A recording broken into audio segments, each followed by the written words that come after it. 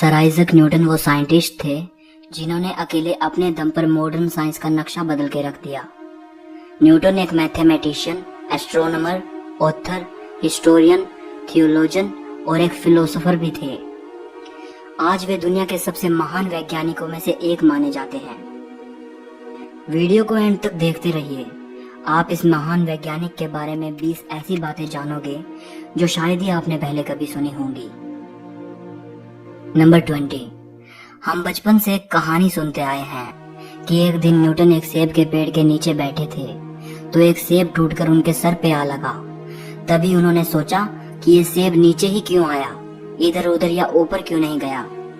और अगर चीजों को नीचे धरती पर ही गिरना होता है तो चांद भी तो ऊपर दिखाई देता है, वो नीचे क्यों नहीं गिरता। तब न्यूटन ने सोचा कि जरूर धरती में कोई फोर्स है जो चीजों को अपनी ओर आकर्षित करता है, और यहाँ से न्यूटन को ग्रेविटी का आइडिया आया। अब इस कहानी के बारे में बहुत सी राय हैं। बहुत से स्कॉलर्स कहते हैं कि ये सिर्फ बाद में बनाई गई एक कहानी है और एक फ्रेंच राइटर वोल्टेयर ने इस कहानी को पॉपुलर किया है।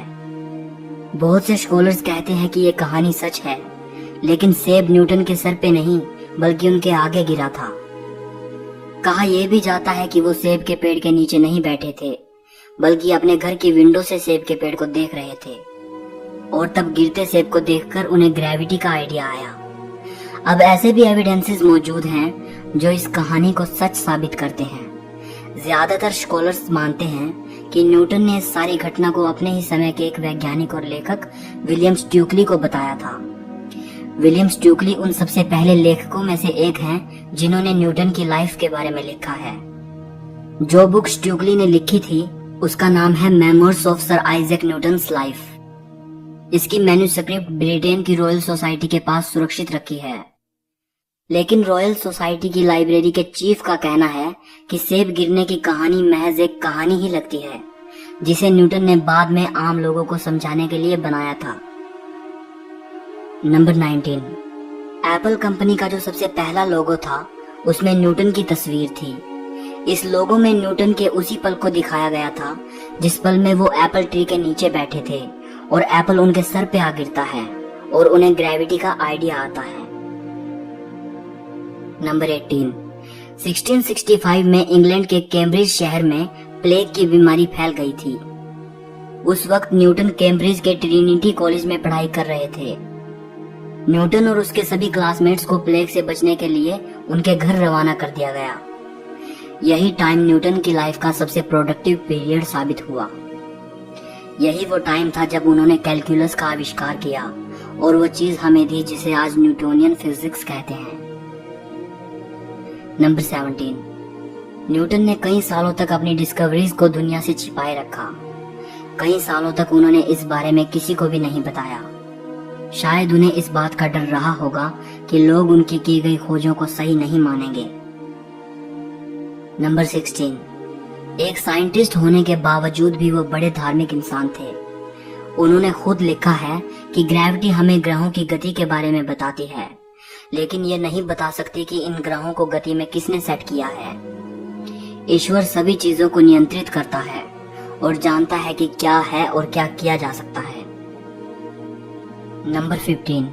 आपको जानकर हैरानी होगी कि एक धार्मिक व्यक्ति होने के बावजूद और ईश्वर पर विश्वास रखने के बावजूद भी न्यूटन भूत, आत्मा और शैतान आदि पर विश्वास नहीं करते थे। नंबर 14।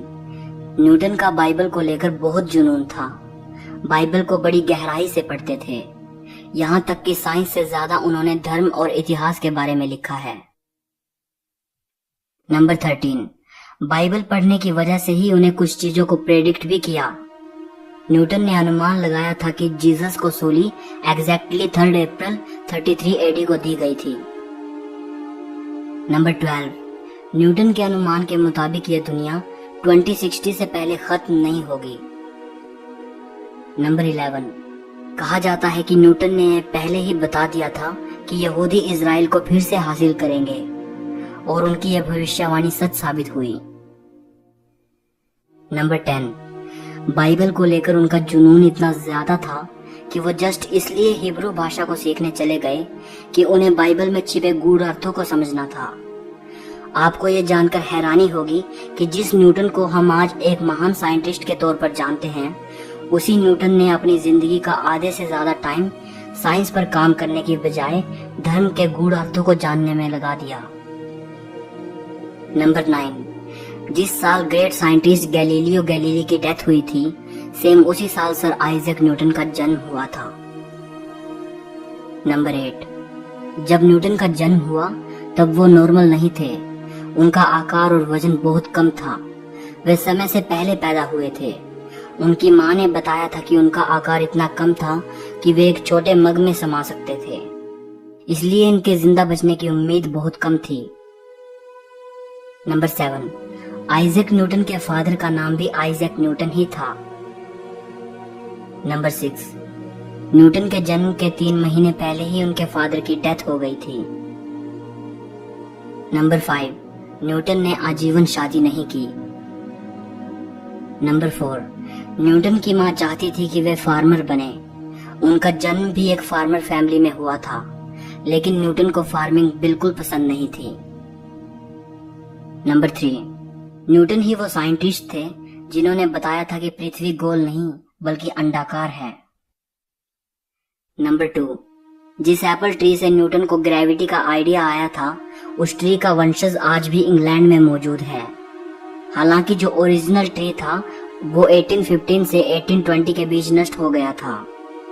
इस एप्पल ट्री का साइंस के इतिहास में बड़ा महत्व है, क्योंकि इसी ट्री से एप्पल को गिरता देखकर न्यूटन ने ग्रेविटी को खोजा था।